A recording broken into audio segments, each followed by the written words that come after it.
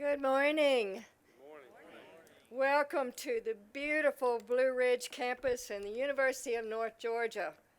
I'm Benita Jacobs, president of University of North Georgia, and I could not be more delighted to see all of you here. I am extremely grateful to Governor Brian Kemp for allowing us to host this event. Please give him a big round of applause. Hey.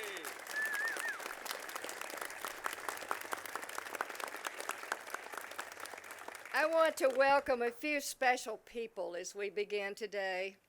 First, welcome to the fantastic First Lady, Marty Kemp, and two of their daughters. One of the daughters, Lucy. Amy Porter is here. We're glad to see her. And I think it goes without saying that we thank them for all they do to represent and work for the university system of Georgia and for the people of Georgia, and they put in a lot of service hours, so thank you very much. I also want to welcome our dear friends, Speaker David Ralston and his wife Sherry. Although I should say welcome home. We can't thank you enough for all you do for UNG and for this community. Welcome to Lieutenant Governor Jeff Duncan, who has been a great advocate for education and the development of a pipeline of tech-focused talent in this state. Thank you.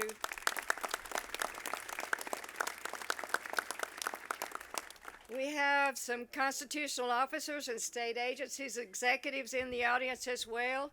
If you will, either stand or raise your hand and hold your applause, please. State School Superintendent Richard Woods, Georgia Bureau of Investigation Director Vic Reynolds, Technical College System of Georgia Commissioner Greg Dozier, Colonel Chris Wright, Commissioner of the Georgia Department of Public Safety, University System of Georgia Regent Jim Siphon.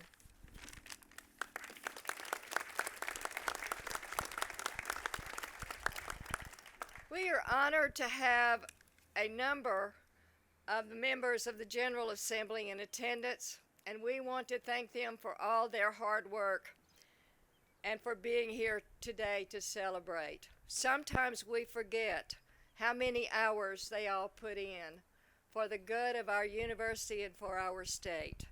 Please give all of them a round of applause.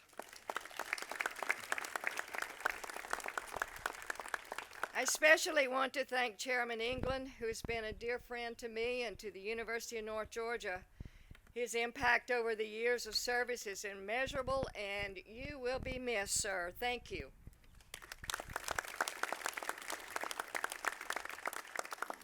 The fiscal year 2023 budget is significant in so many ways, including the support of public higher education.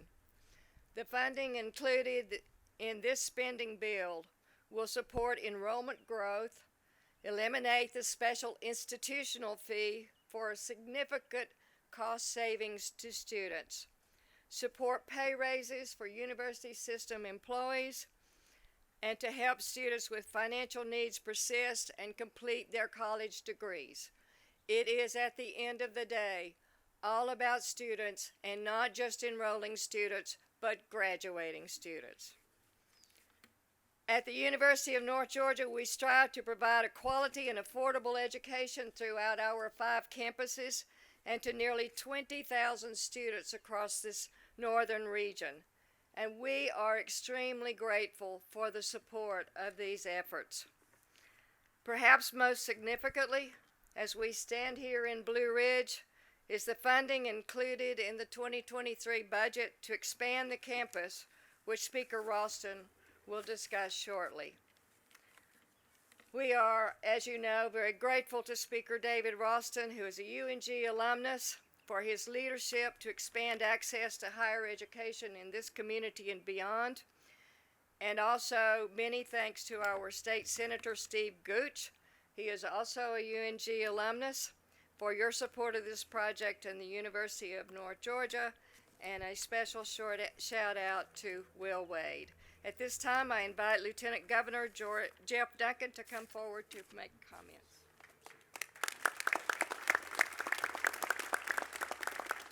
Thank you very much, and it's an honor to be here. And quite honestly, I'm glad I'm here. I was worried for a while. Like many of you, I think you may have used Apple Maps, and it had a different opinion as to where this campus was at. And I was driving here, and it said I was going to be 15 minutes late, and my staff was cordially in my ear telling me to speed up. And then I passed Governor Kemp. I passed your bus about 20 miles back at an event, and I said, we'll be just fine. We're a few minutes ahead of the governor. Truly is an honor to be here for such a monumental day.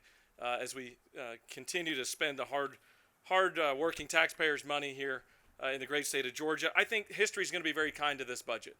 I think as we look back at all the hard work that's poured into this and the unprecedented times that we've traveled through over the last couple of years, history is going to be very kind to this budget. I think it's going to certainly be a role model for fiscal discipline as we move forward, and I give all the credit to the legislature that has really worked hard to divide up these dollars in a way that really positively affects 11 million Georgians. I also want to give credit to the relationship between the House and the Senate. They've really worked hard. In my 10 years of being around state government, it's just such a cohesive process of how we analyze the budget and how we analyze those requests, and certainly give credit to the House reps and to the senators that have worked together in the appropriations process. But I certainly want to give a lot of credit to Governor Kemp. To get us to this moment in time where we've been able to gather the resources and conserve those resources through some of those difficult times that we faced over the last couple of years. He's certainly earned the right of being recognized as a fiscal disciplined leader for our great state, and has certainly put us in a position to do some amazing things as we move forward.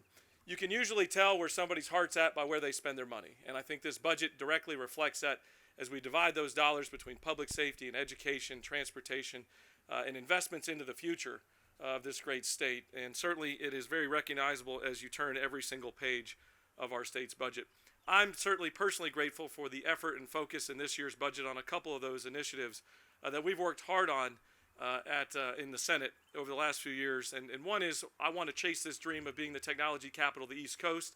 And certainly a facility like this allows us to take on that and educate the 21st century global economy right here all across our great state. And to be the technology capital of the East Coast, it's going to take more than just an Atlanta story. It's going to be a Georgia story.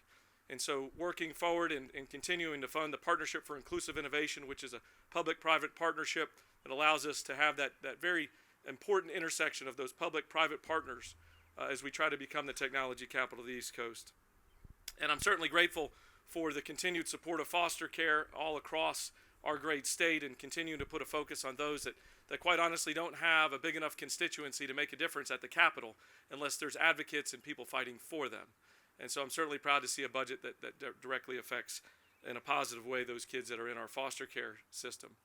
Also grateful for the pay raises for the state employees that come to work every day, rain or shine, and continue to put a lot of hard work forward, and our teachers.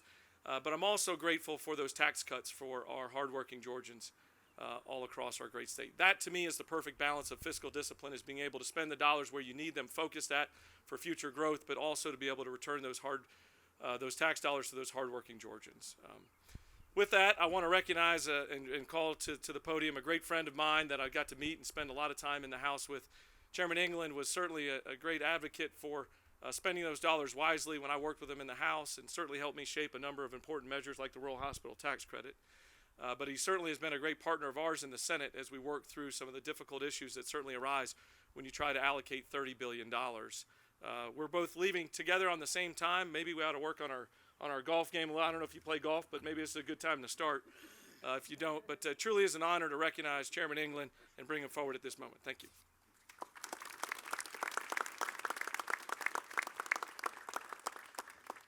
Thank you, Lieutenant Governor. I don't do golf anymore. I try to be a good Baptist deacon, and I figured out a few years ago when I tried to play golf, I was failing miserably at being a deacon. So we'll figure out something.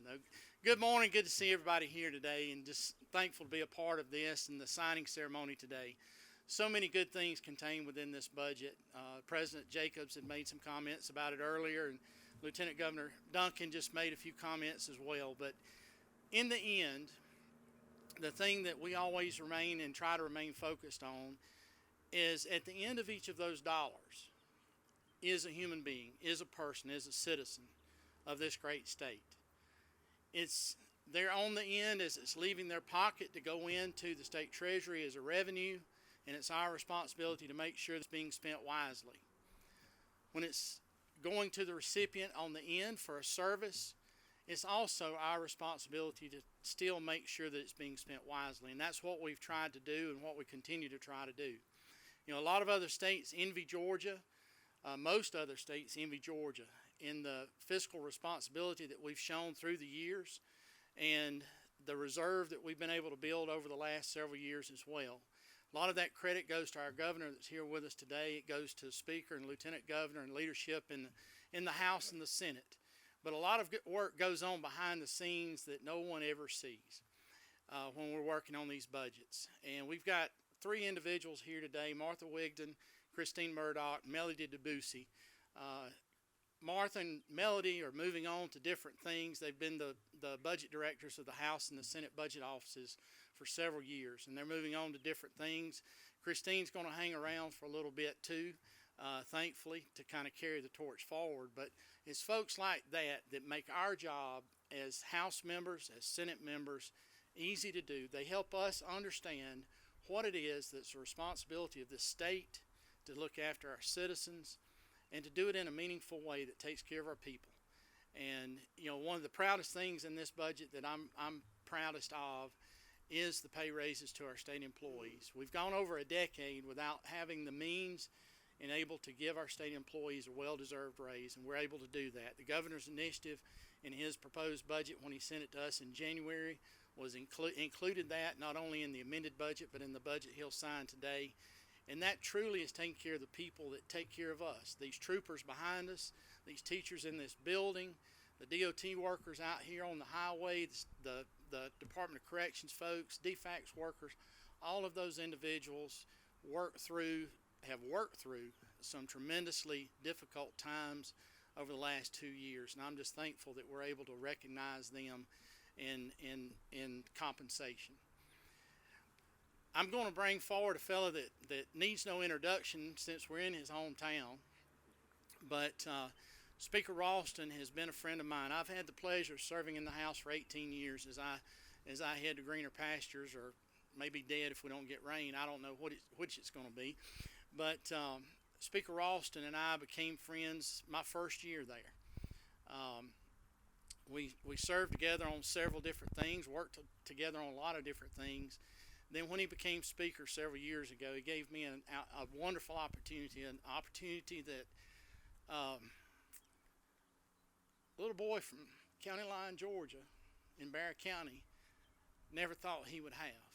And that was to be able to be one of the authors of this state's budget and to be integrally involved in what happens in state government, something that has fascinated me for years. And I've been a student of history, and you know, one of those dreams when you get to dreaming about things as a little kid, whether it's an astronaut or a fireman or whatever, and mine was kind of being in politics, but one of those dreams was to be a close friend of whoever the speaker was if I ever got there. Well, that dream came true in spades. And Speaker Ralston's not only a friend, he's my brother, and someone that I treasure his friendship beyond measure. You know, it's hard for people to understand. We were talking just a little bit ago before we started about people understanding what it is that we do in our jobs. And it's hard for people to have understood what I had to do, or what Chairman Tillery has to do as approach chairs. But you know, it's really hard for people to understand what it is the speaker has to do on a daily basis. The number of things, you know, he catches heat on all sides all the time about everything, good, bad, or indifferent. But you know, one of the most important jobs that he has a lot of times is stopping bad things from happening. And Speaker Ralston has had an incredibly level head and steady hand of leadership over our House for several years now. And it has just been fun to watch him grow into the role, but also give me the opportunity to learn from him and watch his wisdom. There have been things that he's said to do or he's done that I've questioned at the time, but then look back on it 6 weeks later and think, how in the world did he even have the foresight or the wisdom to know that? But he did, and that's been important. That's been important to this state. That's been important to this country in a lot of ways. But it gives me a lot of pleasure to introduce my brother, my friend, Speaker David Ralston.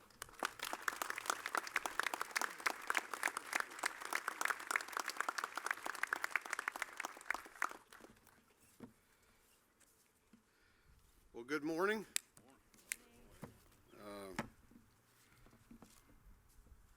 I want to welcome you all here to the community that is my home. And let me say, this is truly a great day for Fannin County. The most important bill of the legislative session is being signed right here today. This is truly a special day, and one in which I am so blessed to be surrounded by so many friends, including local elected officials and leaders from the business community here in Fannin County. I appreciate all of you. I would go through and I don't list all of you out, but I see a lot out there, and it's hot up here. So, but to Governor Kemp and First Lady Marty Kemp, we are honored to have you join us today. And I want to thank you for the honor of signing this budget here in Fannin County. And on behalf of a grateful community, thank you. I want to thank my friend Lieutenant Governor Duncan, who served in the House, and then he got elected to the position of Lieutenant Governor, and he's moving on, and I'm going to keep up with your golf score, but I've gained a lot of respect for his moral compass and his conscience, and I appreciate that. I want to thank my delegation mate, Senator Steve Gooch, for working with me on some of the local priorities that I will discuss in just a moment. But I would be remiss if I didn't thank my dear, dear friend, and one who I did trust to lead the House's work on the budget for the last 12 years, Chairman Terry England of Barra County. Now, he went through a lot of things that we share, but the most important bond that we have as brothers is we both have a weakness for bread pudding. So I am honored to have him here today and to thank him for his service. You know, there's 2 or 3 committee positions in the House that people sort of attach more significance to than others, even though they're all important. This is the Appropriations Committee is one of the most important. A speaker has to be able to trust who's in that position, and I trust this man, and I'm going to miss him. I want to thank him for bringing his incredible staff, Martha and Christine and everybody up here today. They do amazing work. They've been recognized as one of the best staffs, legislative staffs in the nation. One other group I have to mention. You see a lot of these guys up here today with kind of a, what color of badges do we have now? Blue, no. Burgundy badges. Those are House members. They're here from all over the state of Georgia. First one I saw was Chairman John Corbett from down in Lakeland, or Lake City, Georgia, down on the Florida line. Left his farm to come up here today, and I am very, very appreciative of that. So many that, you know, I tell them all the time, I love the House, which means I love the members. And I love these guys and gals for making the effort to come here today. The fiscal year 2023 budget is one about which I am particularly proud. This is a good budget, one which invests strategically in the needs of a growing, thriving state, while at the same time keeping state government lean and returning every dollar possible to the taxpayer. It does so much good work to expand access, for example, to mental health services and provide additional resources for our law enforcement officers. And I am pleased that we were able to substantially increase the budget allotment for those two items in this budget. In fact, the mental health budget in Georgia this fiscal year will be $180 million. That is more than 10 times what has been appropriated over the last 10 years combined.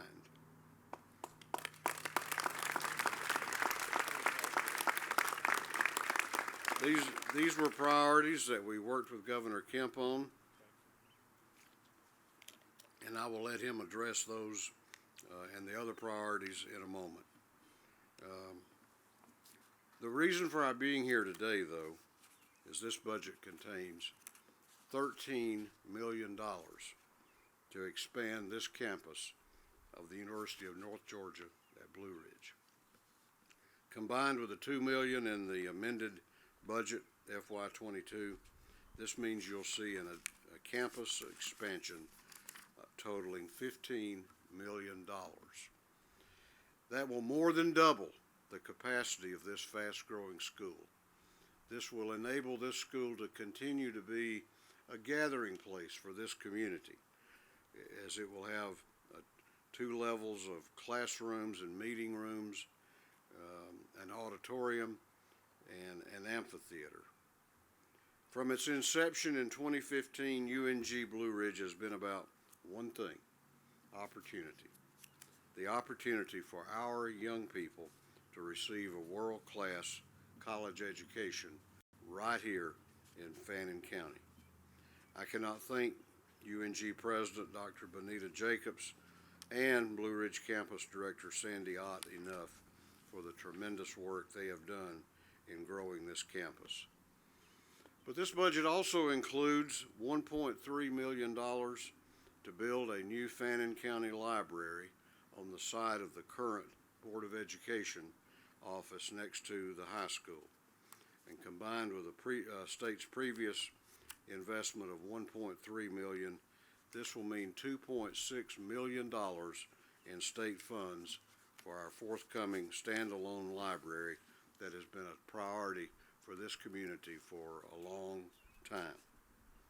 If you judge a community by the resources we devote to our young people, we are investing some $17.6 million in our college campus and library. I think by any measure, Fannin County has a bright future ahead, and that's why I'm so proud to introduce our guest of honor today. Over the last 4 years, I've worked with our governor in good times and in not so good times.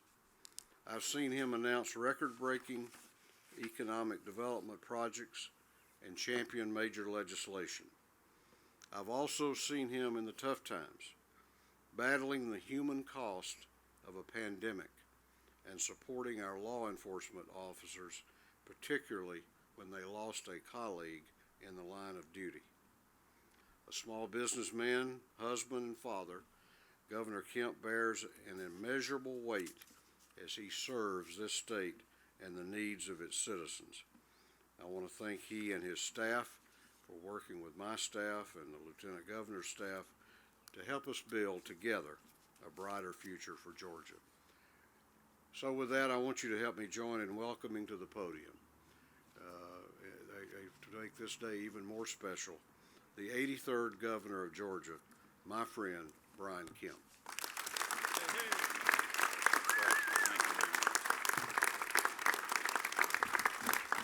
Well, thank you all very much. Thank you. Thank you all so much. Thank you for being here. I just want to certainly thank President Jacobs and Sandy for hosting us today, and thank President Jacobs for the job that her and her team are doing, but also for her great remarks to welcome us all here today. Certainly want to thank Marty and Amy Porter for being with us. She's had a big effect, I think, on our state, and certainly working with these members that are behind me in the General Assembly, as you know, to end human trafficking, raise awareness, help the victims, just incredible work that she's done. But also, as the Speaker and the Lieutenant Governor know, and these legislators know, no one has supported our men and women in uniform more than our First Lady and our daughters, and we just appreciate them every day. Speaker Austin, we're honored to be in your district. This is indeed an exciting day, and it's great to have Cherie here as well with us, and certainly Lieutenant Governor Duncan. Both the Speaker and the Lieutenant Governor have been great partners, and that has never been more true than this past legislative session. Also want to thank Chairman Blake Tillery, who couldn't be here today, who chairs the Senate Appropriations Committee, and an old friend of mine as well, just like the Speaker, Chairman Terry England. And, you know, something hit me when Terry was talking about this old guy that, you know, is got to be chairing the Appropriations Committee. I mean, that's the way it's supposed to be in Georgia. You know, we have a part-time legislature.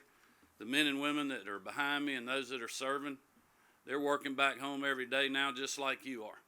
And that makes for a good state, and it makes for a good budget. And I just want to thank you, Terry, for your service, as well as Lieutenant Governor Duncan. Y'all have served this state admirably, not just the particular district that you may have been in at one time or you're in now, but your service to our entire state, and we're grateful for that. I also want to thank, you know, the rest of the folks that have been thanked, all the teams in the House and the Senate Budget Office, and for their great work, but also want to thank the Governor's Office of Planning and Budget and Director Kelly Farr and his team. I know, you know, this budget is incredible. It really is. It's something like I've never seen.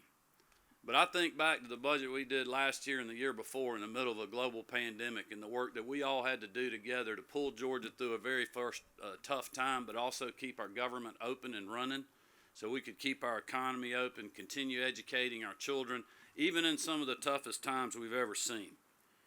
And that relationship that we have between the Governor's Office and the House and the Senate was just incredible. I'm very grateful for all of those who partnered. I appreciate my fellow constitutional officers for what they have been doing to be good stewards of these funds and continue to move our state forward, as well as a lot of state agencies, heads that are here, and so many of you at the local level, like Speaker Ralston mentioned.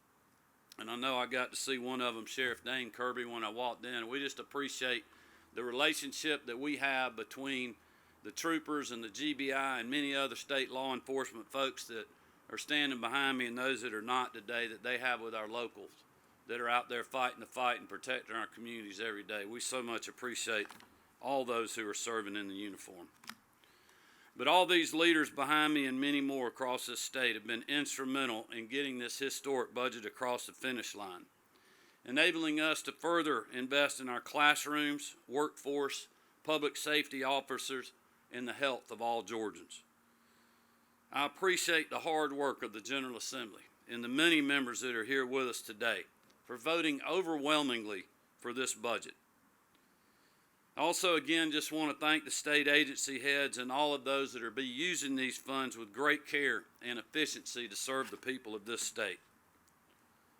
As you know, Georgia continues to lead the great recovery because we chose to protect both lives and livelihoods during a global pandemic, because we withstood the criticisms and opened our economy, because we made the tough decisions when it mattered the most to our people. And because of those choices, our unemployment rate is a remarkable 3.1%. We have experienced record-breaking commerce, trade, and investment numbers this fiscal year while retaining our #1 ranking for business. And our state revenues are up without any tax increases on our people or our businesses. In fact, as the speaker mentioned, we put over $1 billion of your money back where it belongs, in your pocket. And on top of that, we temporarily halted the state gas tax and created the largest tax cut in state history. The budget I will sign today will build on that good work in the fiscal year ahead. House Bill 911 funds our priorities and sets our state on a strong footing for continued continued recovery and growth, not just over this year, but for the years to come. A couple of months ago, we were able to give hardworking Georgia teachers a $2,000 one-time pay supplement and a classroom grant to spend as they saw fit to benefit their students. Today, I will sign this budget that will put a $2,000 pay raise on top of that and deliver on a promise that I made when I ran for governor. In total, we will have raised teacher pay in Georgia by $5,000 since I took office. Thank you.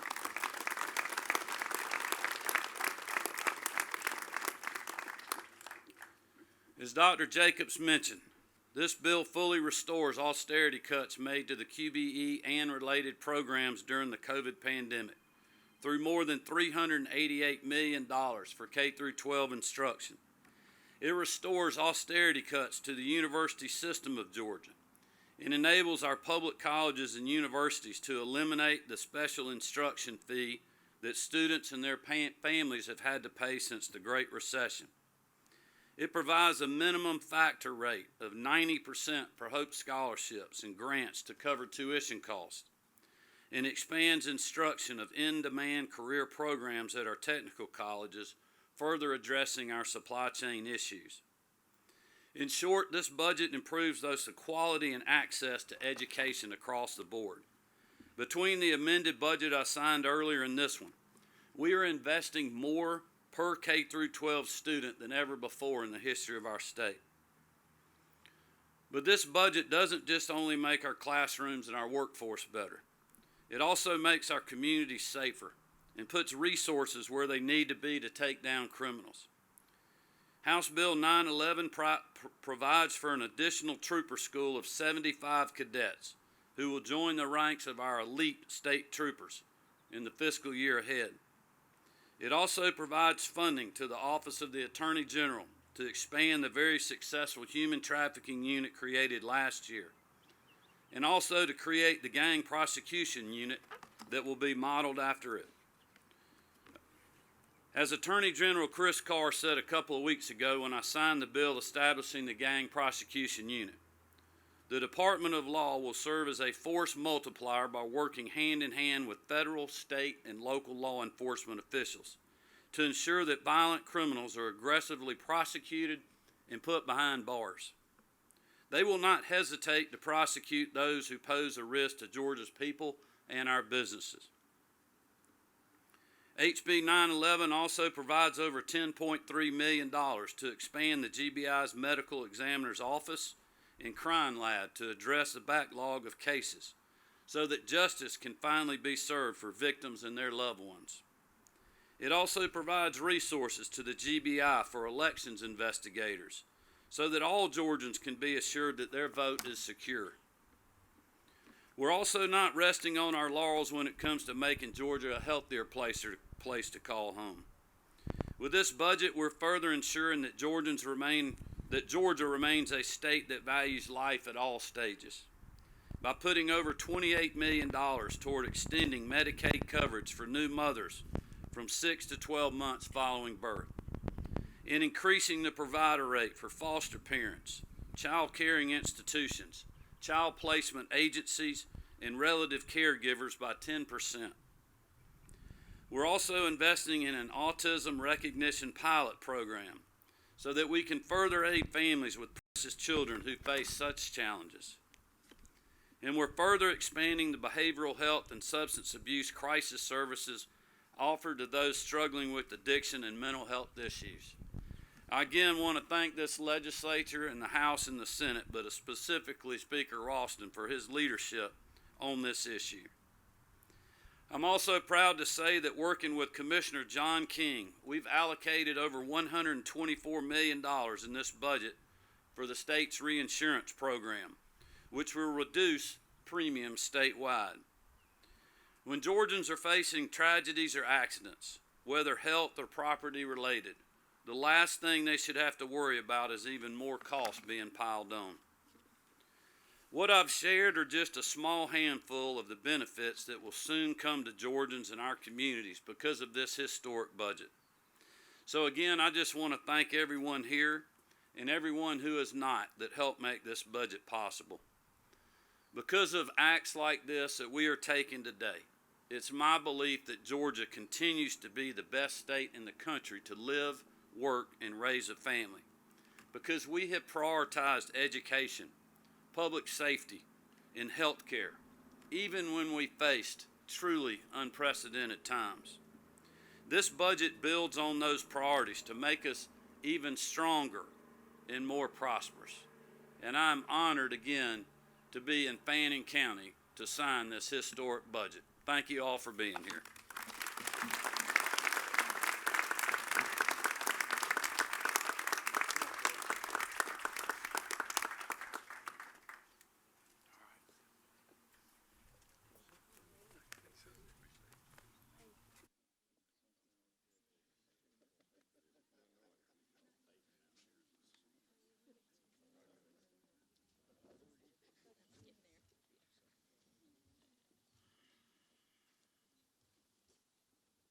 Come on up here, Speaker.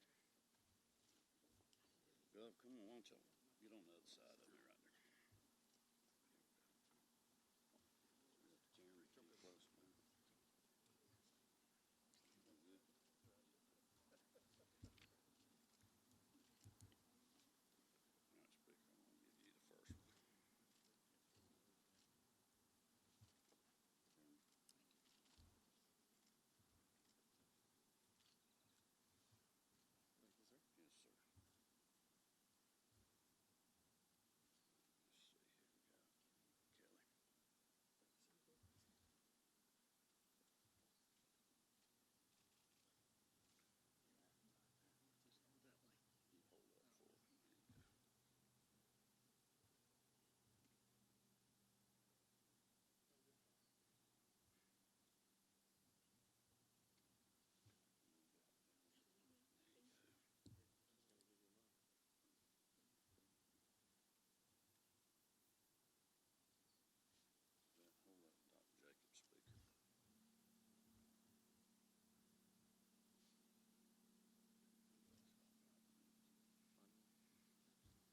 Speaker.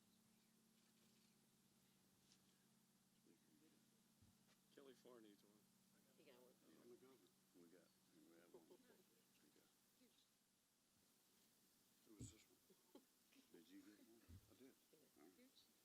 Who you want it? Did you give Martha one? You got a lot of house ropes here. All right, congratulations, everybody. Great work.